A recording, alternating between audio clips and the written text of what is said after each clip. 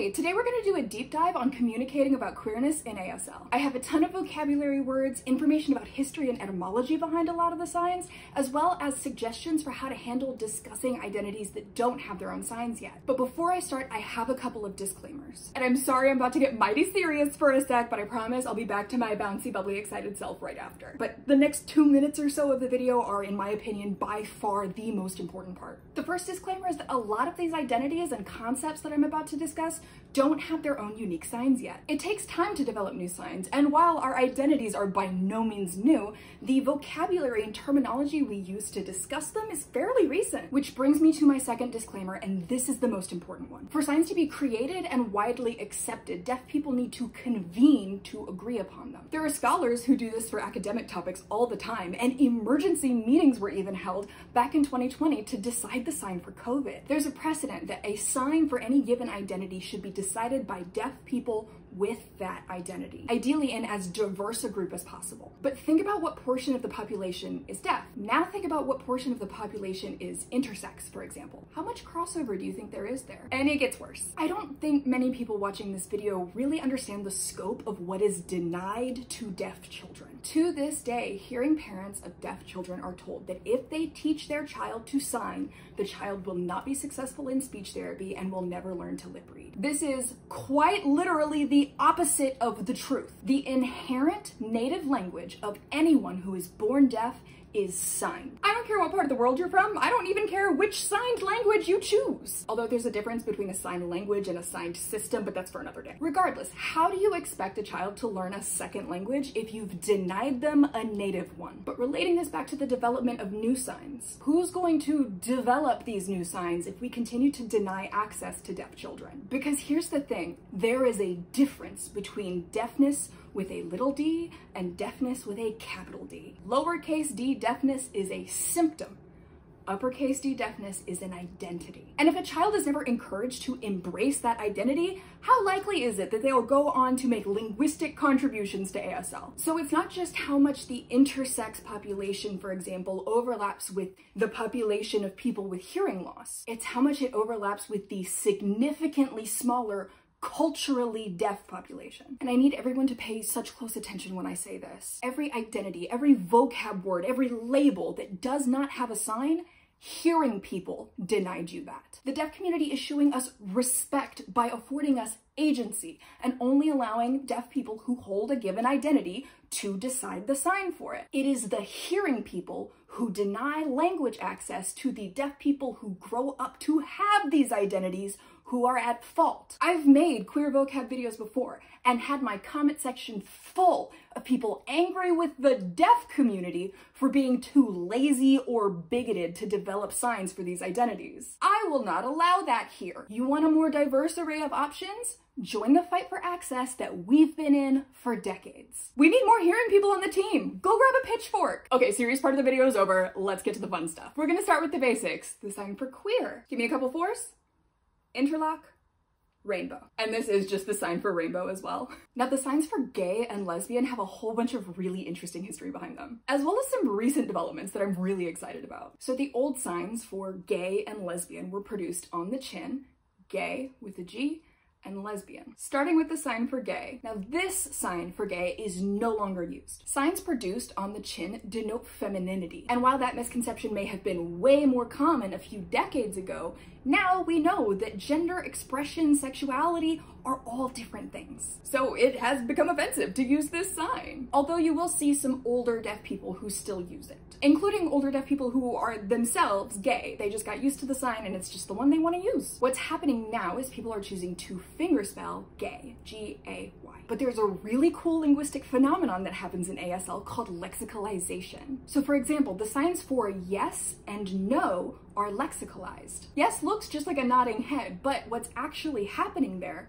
is Y-E-S, Y-E-S, and over time it just got shortened. Same with the sign for no, N-O-N-O, no. So now what we're seeing with gay is another lexicalization, because very few people produce the G-A-Y unless you're really new at fingerspelling. And now this G to Y flip forward motion is becoming its own sign. Now the old sign for lesbian, it was partially a sex joke for Yeah, but to really get into it, we actually need to talk about the influence of the evangelical church on the deaf community. Because the deaf community is so frequently denied language access, a lot of them flock to churches because churches provide a sense of community, and a lot of them will provide interpreters. They're actively inviting in a population that is perpetually left out. And unfortunately, it led to a lot of hyper-conservative evangelical deaf people deciding signs for things like gay people. So the other little piece of background behind gay and lesbian is the sign for wrong. So a more recent sign for lesbian is this, but a lot of deaf lesbians still don't like how similar that is, so they don't use it. And so once again, we're just seeing fingerspelling pop up. Lesbian. Okay, so let's get into these sexualities that don't have signs. A lot of them, it's simply because fingerspelling them is just really easy, like bi, pan, arrow, ace, because they already have abbreviations, so it's pretty easy to just borrow those. And again, because the deaf community is constantly denied access to language and information, and a lot of them can really only find that within the evangelical church, there's a lot of ignorance within the deaf community about queer issues. And I don't say that with malice. If you've been left out of conversation your entire life, it makes sense that you might be completely ignorant on a given issue. Huge example, a lot of deaf people don't know what Air Force One is. Think about it. Were you taught in school explicitly what Air Force One is? Probably not. You probably picked it up from TV, reading books, conversation. And if we're continuing to leave deaf people out of these things by not providing captions or interpreters, where are they gonna pick that up? And I just want to clarify, I am deaf. However, I am late deafened. I did not lose my hearing until I was an adult. So when I talk about deaf people being denied language access, I will use they as opposed to we, because that particular part of the deaf experience was not my battle. So for identities that you have to fingerspell that don't have a sign attached to them, you may have to explain to the person what you mean. And I do have suggestions for how you can kind of go about that. However, I need you to remember that our identities are deeply personal and extremely diverse. Any explanations I give are the most basic rundown using the most basic signs,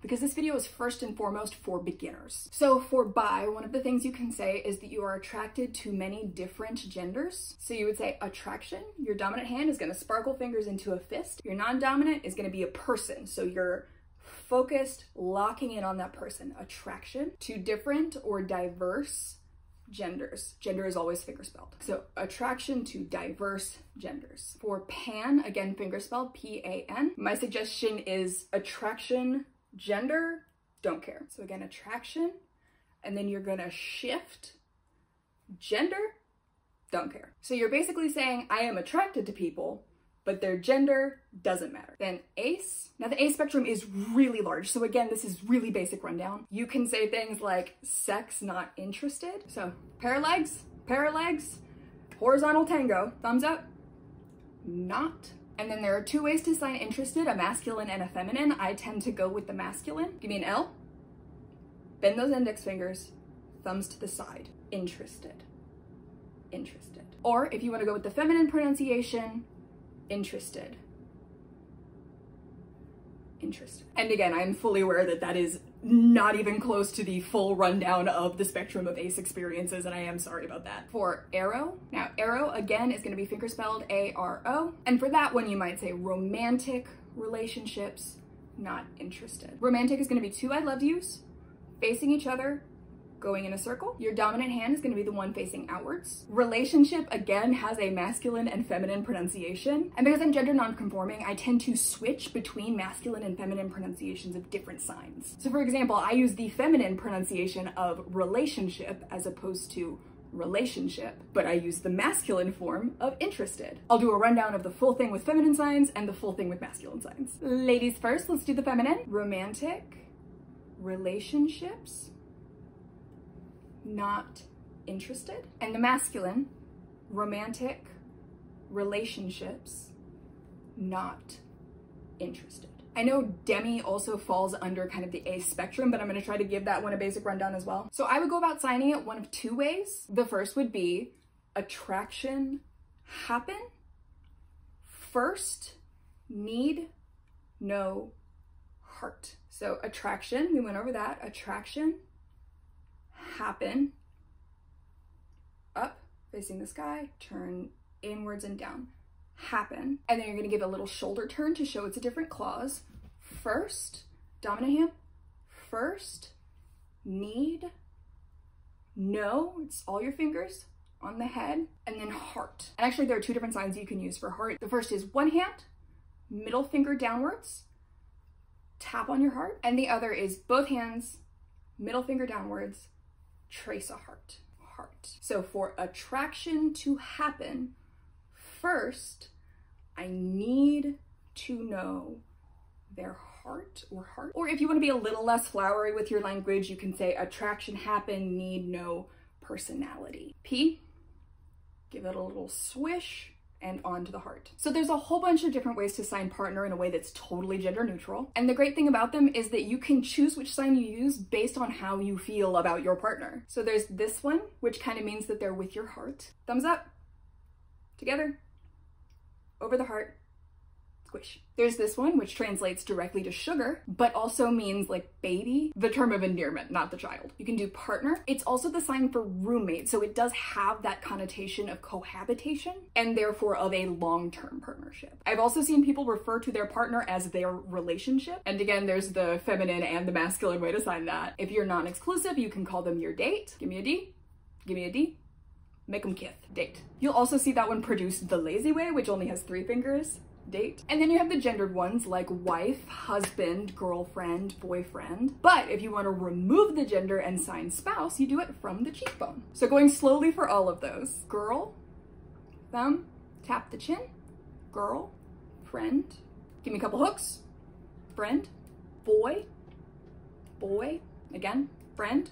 For husband and wife, this by itself is the sign for marriage. A little flourish and down. And if you start it from the chin, wife, start it from the forehead, husband. And to gender neutralize it, you start from the cheekbone, spouse. Now for poly, that's another one that's gonna be finger spelled, but should you need to define that for someone, you can say different, partners, partners, partners, partners, same time. If you are in a specific polycule and you know exactly how many partners you have at the same time, you would give the specific, so like 3 partners, same time. The sign for simultaneous, I love you, touch, down, down. So different or a specific number, partners, partners, partners, whatever variation you choose, and then simultaneous. And then for polycule, you're basically just going to describe it. And ideally you would have a specific number in mind, whether it's because you're already in one or you just have an ideal number. Somebody wants to be famous. So if you're in a polycule of 3 people total, you and 2 other people, 3, all of us, and you could say 4, all of us, 5, all of us. Or if you go over 5, 6, 7, 8, you're going to do 8, all of us. 8, all of us, relationship, together. 8, all of us, relationship or relationship, and then together is with and shake.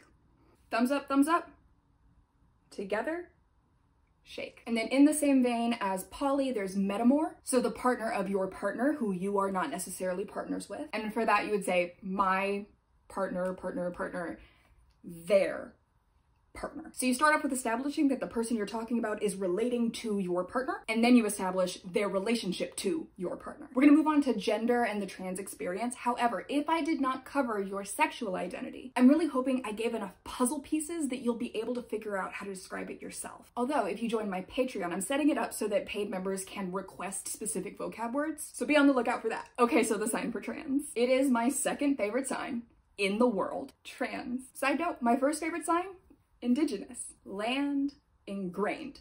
Beautiful. Now trans has a fascinating etymology. The sign is something called a portmanteau. It's a combination of the linguistic components of a bunch of different signs. So for trans specifically, it's the location of the sign for heart, the wrist movement of the sign for change, and the finger movement of the sign for beautiful. We love it. Trans. Give me a cry claw. Facing forward on the chest. Open. Turn and close.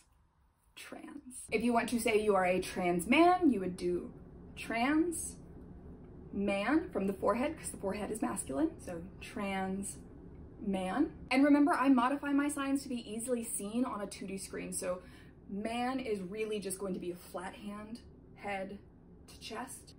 Trans man. And trans woman is going to be the same thing starting on the chin. So trans woman. If you want to say transmasculine or transfeminine, it would be transmasc, M-A-S-C, or transfem, F-E-M. And then that masc and fem abbreviation also applies to just descriptors. Side note, there is another sign that people will tell you is for feminine. They are wrong. This, when referring to queer people, is a slur. There's a very negative connotation, again stemming from the evangelical church's influence on the deaf community. Now, non-binary has a bunch of different options. There's, of course, the full fingerspelling of the term, but you can also shorten it to ENBY, NB. However, the Black deaf community has requested that we reserve just NB for non-Black. And because that term is used for things like discussions about racial inequality within the US, we respect that very much. It harms exactly no one to respect the wishes of another marginalized community. So, ENBY, NB. There's also the sign for trans on both sides moving towards the middle. This one is best suited for people who feel like they are in the middle of the gender binary. However, if you are like me and consider yourself to be outside the binary entirely, you might not like that sign. How I generally describe myself in sign is either gender, always fingerspelled, G-E-N-D-E-R, non-conforming, or gender none. Technically, gender none would be a gender, but that's kind of on the non-binary spectrum still. Identities are complicated, it's fine. Backing up just a little bit, gender non-conforming. So again, thumbs up, under the chin, flick it forward, bear claw, interlock.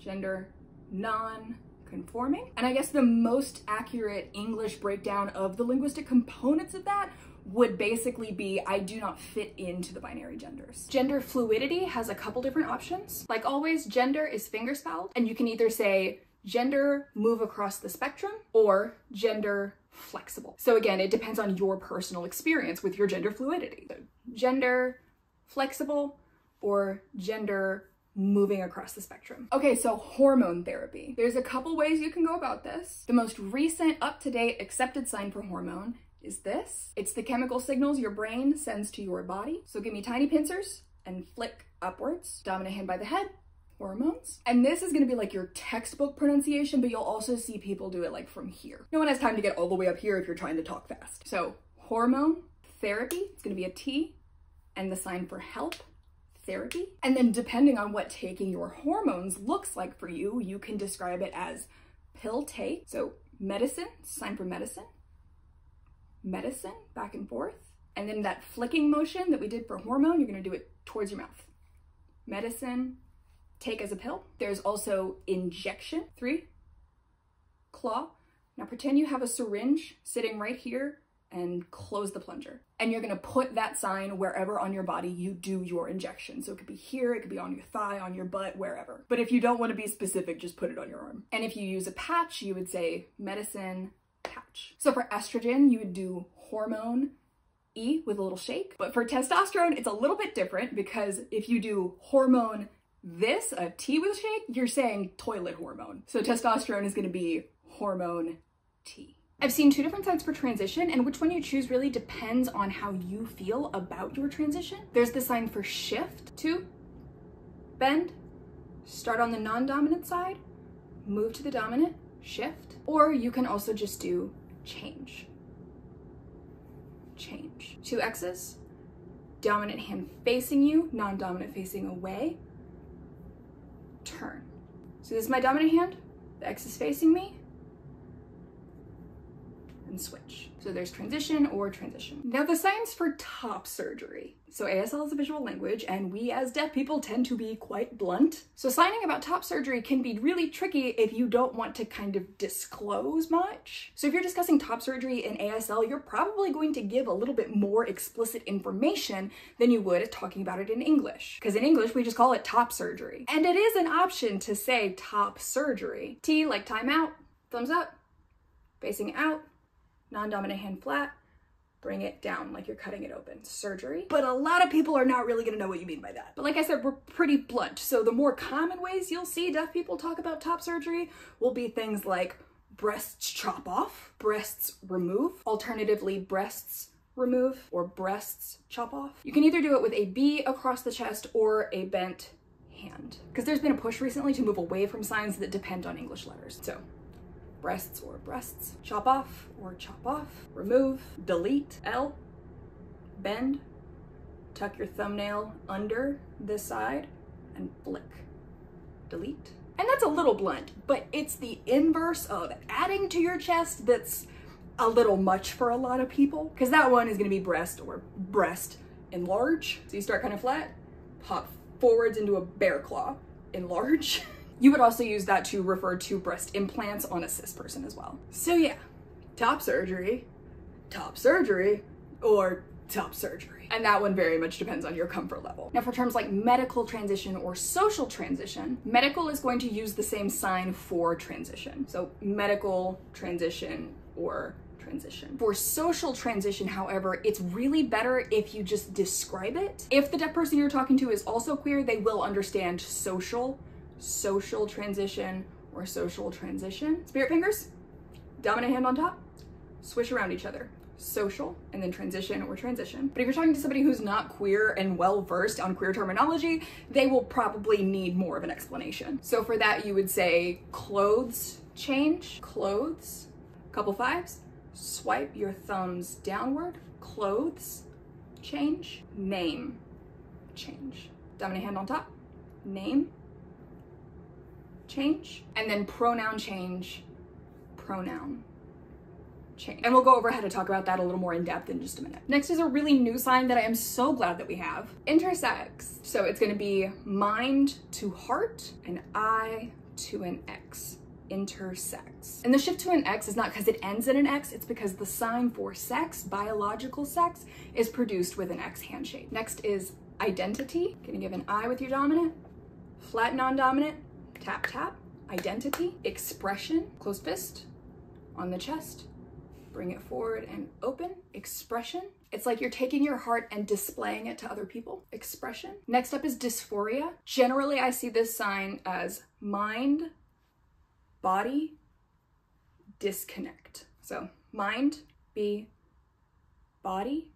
You're gonna tap shoulder to tummy, bear claws, disconnect. You remember how gender non-conforming was gender not fit? This is gonna be the opposite of this. It's like you were going to connect them and then one of them fell. Brain, body, or you can just do body, disconnect. Gender euphoria is gonna be gender euphoria, gender euphoria. But I've also seen gender euphoria. It's like your heart's flat and then it pumps back up. Next is drag. Drag. It's like you're outlining a giant curly wig. So picture you have that giant curly wig on and just run your hand down the silhouette.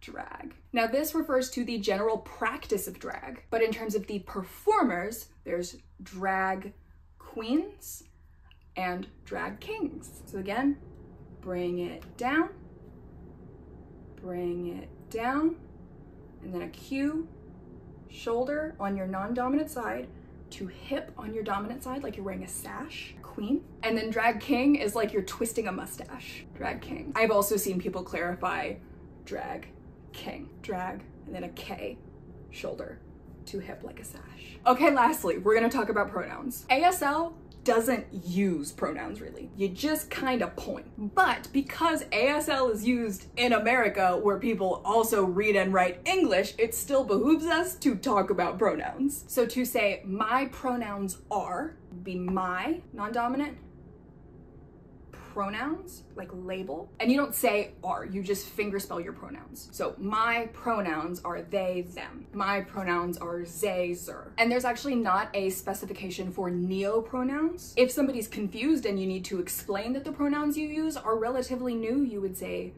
new, give me scoop, new, pronouns. But yeah, if you're giving someone your pronouns, you would just say my pronouns and then fingerspell. If you are asking someone their pronouns, it'll be your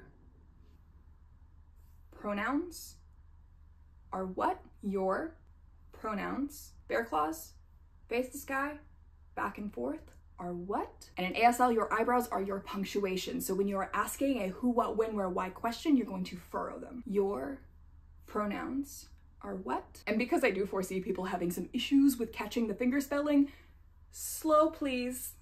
Slow, dominant hand, non-dominant, slow, please. And on the off chance you are talking to somebody who's not used to discussing pronouns, you may need to clarify that you're not saying label, you are saying pronouns specifically, and with that you just fingerspell it. Thank you so much for watching. Please consider subscribing if you enjoy. I put out new shorts every day and new long form videos once a week, and the weekly videos kind of alternate between ASL related content and other special interests I have. So there's quite a bit of variety here. If you want to support what I do here, please consider joining my Patreon. I have free tiers where you can get updates and vote on subject matter for videos. Benefits for paid tiers include things like vlogs, as well as being able to request specific ASL vocab. And those will just come out in batches every once in a while. So yeah, hope you enjoyed. I love you so much. Bye.